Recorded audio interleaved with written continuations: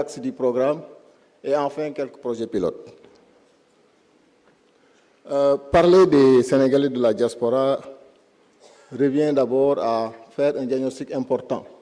Je pense que tout le monde l'a dit. Quand on parle de la diaspora, disons, les premiers éléments, la réflexion qui vient en premier, c'est les transferts de fonds. Les transferts de fonds sont importants, 10% en moyenne du PIB. Ces transferts aussi sont en croissance. En 2024, nous l'avons dit, 2200 milliards. En 2023, on était à 1800. En 2022, on était à 1600. Donc 1600, 1800, 2200. Vous voyez bien qu'il y a une progression de ces transferts. Mais comme il a été noté, ces transferts de la diaspora sont peu orientés vers l'investissement. Bien sûr, ces transferts soutiennent des familles, c'est important. Ces transferts aident à construire des écoles, des centres de santé dans des communes, mais ces transferts gagneraient aussi à être orientés vers l'investissement pour plus de production d'entreprises ou d'emplois. Autre élément diagnostiqué, c'est les services consulaires et la protection. Faible digitalisation des services. Aujourd'hui, dans nos différentes circonscriptions, nous allons voir qu'il n'y a pas assez de digitalisation pour un peu aller dans le sens de faciliter l'accès aux services fonciers, aux services consulaires. L'accès encore contraint, nous l'avons beaucoup souligné, il y a la question liée à l'assistance. Nos compatriotes ont besoin souvent d'être encore soutenus dans les conditions de vie et de séjour de dans leur pays d'accueil, mais aussi dans le suivi de certains accords ou protections au niveau de ces pays. Je veux parler de la protection sociale, de la transférabilité des droits et autres. Donc la question liée à l'assistance revient souvent quand on travaille sur ce diagnostic. L'accès au logement, on l'a dit, c'est un problème réel. Aujourd'hui, le besoin social est là, mais comme on l'a souligné, le marché, il est peu structuré. Beaucoup de Sénégalais de la diaspora, ici présents ou non, ont été victimes peut-être d'escroqueries ou autres dans le cadre du logement. C'est la raison pour laquelle c'est un problème important qu'il faut souligner. Les compétences. La diaspora, ce n'est pas simplement les transferts de fonds, mais c'est aussi les transferts de compétences. La diaspora, vous trouverez les Sénégalais dans les grandes instances, vous trouverez les Sénégalais dans les plus grandes multinationales, vous trouverez les Sénégalais partout qui brillent, qui ne demandent qu'à accompagner. C'est la raison pour laquelle il est important de les associer. Le retour et la réintégration, c'est quelque chose de très très difficile parce qu'il y a un problème d'accès à l'information. Il y a un problème de connaissance de où est-ce qu'il faut passer, avec qui il faut voir. Donc toutes ces questions-là sont des questions identifiées pour un peu apporter les réponses. Les données. Monsieur le Premier ministre l'a souligné lors de la déclaration de politique générale, la question des données est essentielle. Et sans données, on ne peut pas mettre en place des politiques structurelles. Donc, ce qui fait que ce diagnostic nous a un peu amené à définir ce programme autour de 3 axes. L'axe accompagnement, protection et assistance. C'est un ensemble. Les Sénégalais de l'extérieur se retrouvent autour de ces problèmes. L'assistance, aujourd'hui qu'on parle d'assistance consulaire, on parle de protection, l'accès aux documents, on parle de soutenir nos parents qui sont incarcérés, la question du retour, des dépouilles, du rapatriement humanitaire. Toutes ces questions ont été abordées autour de l'axe accompagnement-protection. Alors, puisque nous allons juste évoquer quelques grands projets qui sont contenus dans ce programme spécial, je voulais juste voir avec vous l'aspect prioritaire, c'est la question des données. La disponibilité des données des politiques publiques adaptées. C'est la raison pour laquelle un projet phare constitue la réforme des cartes consulaires. Je rappelle que les cartes consulaires sont un peu des cartes dédiées aux Sénégalais de la diaspora. Donc chaque Sénégalais, dans les pays où ils se rendent doivent aller au niveau des ambassades ou consulats pour une immatriculation consulaire. Ça permet de faciliter une cartographie, mais aussi de pouvoir faire un profilage pour pouvoir faire des politiques adaptées. Il y a un projet de recensement des Sénégalais de l'extérieur.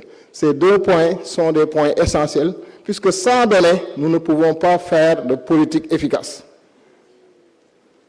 Alors, pour revenir sur le projet de réforme des cartes consulaires, c'est un projet, parce que là, comme j'ai l'habitude de le dire, nous avons affaire à 2 ministres qui sont dans le pragmatisme. Ils vont vous dire qu'est-ce qu'on va faire et quand est-ce qu'on va le faire. Donc, ce qu'on est en train de présenter sont un peu des projets très bien avancés et qui, en 2026, pourraient un peu démarrer dans les meilleures conditions. Donc, ce projet de réforme des cartes consulaires permet au moins d'avoir déjà une situation, des données, pour permettre aujourd'hui d'avoir un peu une meilleure cartographie. Tout est fin prêt, le décret, l'arrêté, et ce projet de carte consulaire va rendre aussi la carte consulaire beaucoup plus attractive. C'est-à-dire que la carte consulaire pourrait servir à d'autres aspects, que ce soit dans le domaine du rapatriement, dans le domaine de promouvoir même notre tourisme. Dans d'autres domaines, cette carte consulaire pourrait être encore valorisée pour pouvoir un peu. Nous avons aussi la mobilisation de ressources, parce que ce projet de carte consulaire va générer des ressources. Et ces ressources seront, une partie de ces ressources, bien sûr, réinjectées au niveau des ambassades et consulats, parce qu'ils en ont besoin. Et ça va permettre à ces ambassades et consulats d'effectuer des missions de consulat mobile. Parce que vous le savez, la difficulté pour nos compatriotes, des fois, c'est de se déplacer à des kilomètres ou à des pays pour pouvoir aller peut-être consulter le consulat ou l'ambassade. Donc, la notion de consulat mobile va permettre un peu de se rapprocher des citoyens dans les différents pays. Donc, après les cartes consulaires, bon, là, je me permets de présenter le spécimen avec le ministère pour montrer que, disons, c'est fait prêt, vous avez un peu. Et nous travaillons avec Synapsis, qui est la filiale de CDC. Et je pense que les données sont en avance. Et voilà, juste pour vous dire que, en fait, voilà. Donc ça, c'est un peu l'exemple de carte consulaire avec le ministère du Diouf. Alors, quand on parle aussi d'assistance et autres, il est fondamental de travailler sur la digitalisation. Aujourd'hui, avec le New Deal technologique, nous avons le e-consulat. Aujourd'hui, à l'ère de la digitalisation, on ne peut plus peut-être se permettre de ne pas digitaliser. Et avec le ministère de la Communication, des Télécommunications et du Numérique, il y a en fait un travail qui a été fait. Et je pense que ce New Deal technologique va nous permettre de digitaliser un peu nos consulats. Bien sûr, on aura un peu des projets pilotes pour ce New Deal technologique. Parce que c'est ce que ça permet de faire. Des démarches complexes seront gérées. Vous savez, aujourd'hui, il y a plusieurs plateformes qui sont au niveau des différentes directions et autres. Il est important d'avoir donc tous ces éléments-là pour permettre d'aligner un peu avec la politique du New Deal. Donc, pour dire qu'en fait, avec la politique de digitalisation, les e-consulats vont régler beaucoup de questions pour permettre un peu d'avancer. Alors, les deadlines, en attendant les validations de M. le Premier ministre, nous avons des projections pour le premier trimestre pour aller dans le sens vraiment de passer à l'action. L'autre élément souligné, c'est le logement. Il y a eu, dans le passé, beaucoup de difficultés liées au logement. Qu'est-ce qu'on est en train de faire? C'est d'abord d'élaborer des bases de données centralisées, et ça, c'est un peu le travail qui est fait par le ministère de l'Urbanisme, particulièrement le secrétaire d'État chargé du logement, pour déjà connaître les coopératives. On l'a dit ici, il y a eu des Sénégalais qui se sont construits en coopérative. L'autre, c'est de voir les programmes immobiliers. Qui fait quoi? Et de pouvoir sécuriser un peu la question du logement avec nos compatriotes. Donc, il y a un projet de cité diaspora qui est aujourd'hui très bien avancé, avec des structures comme la CICAP, comme CDC Habitat, comme SNHLM, et aussi, bien sûr, des sociétés immobilières comme Sage et voilà, et Sablux. Là, c'est un exemple juste pour vous donner la réalité des choses. On ne parle pas pour la théorie, mais on va directement à l'action. C'est juste dire qu'il y a un projet de cité diaspora avec la SICAP. La CDC vient de sécuriser la semaine passée, ou en début de semaine, avec les 8 pôles territoires, l'accès aux fonciers pour pouvoir aller aussi dans des cités diaspora. SNHLM aussi, à Sébikotane. Les sociétés privées sont aussi, mais il est important de sécuriser, c'est fondamental. Donc, les coopératives, les sociétés immobilières labellisées, agréées, cette combinaison va permettre d'accéder à des logements, avec bien sûr le soutien des dispositifs comme SAFRU, comme autres, sous l'égide du ministère en charge du logement. Alors, on a beaucoup parlé aussi des questions liées au rapatriement de dépouilles. Le schéma aujourd'hui, c'est d'avoir le rapatriement de dépouilles, soit par la Caisse aide et secours, Monsieur le ministre souvent est sollicité, mais surtout, je voudrais vraiment une mention spéciale aux associations de Sénégalais de la diaspora pour tout le soutien. Quand il y a dans ces pays-là, les associations s'organisent, les associations travaillent pour faciliter le rapatriement. Donc c'est un élément important. Mais on ne peut plus continuer dans cette logique. Aujourd'hui, il s'agit de travailler sur ce produit en partenariat avec les associations pour aller vers la sécurisation et ça va permettre un peu de prendre en charge tous ces éléments liés à l'assurance. Vous pouvez le voir, c'est l'organisation du rapatriement, la prise en charge des frais liés au transport, l'assistance administrative, la coordination avec les services et bien sûr l'accompagnement des familles.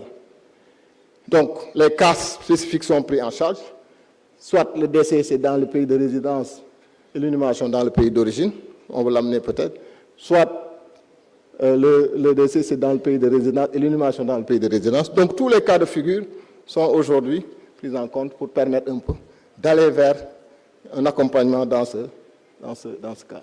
Donc, ça c'est un peu sur l'assistance et autres. J'en profite juste pour dire que c'est juste quelques projets pilotes. Le programme est beaucoup plus global et beaucoup plus englobant.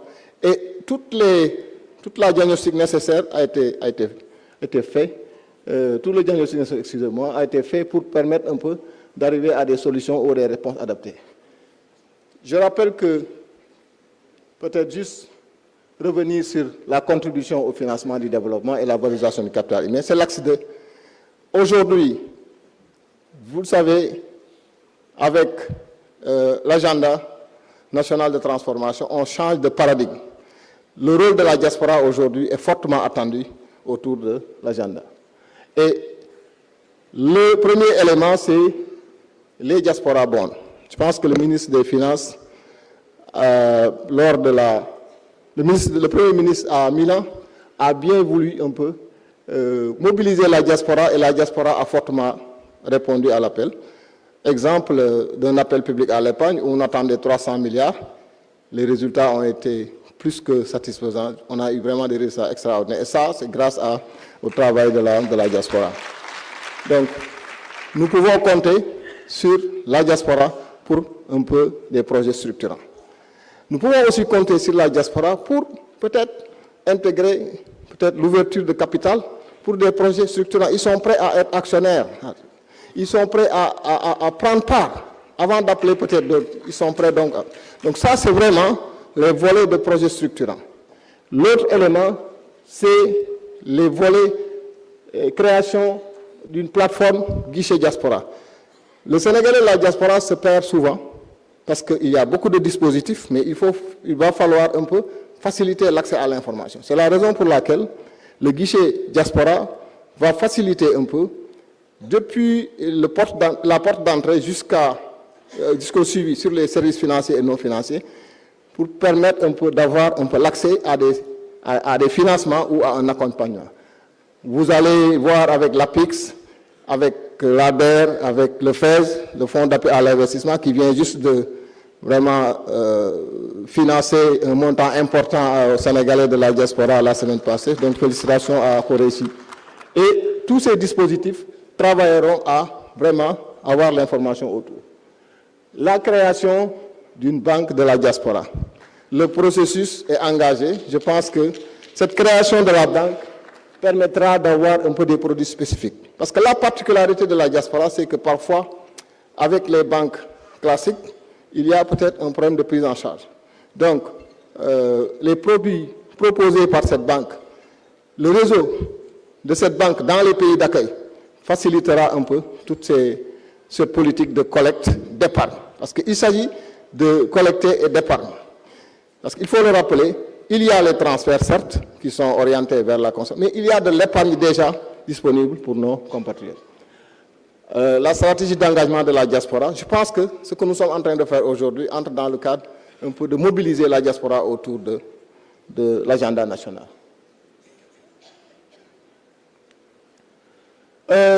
Diaspora, ce n'est pas simplement aussi les transferts de fonds, c'est aussi les transferts de compétences.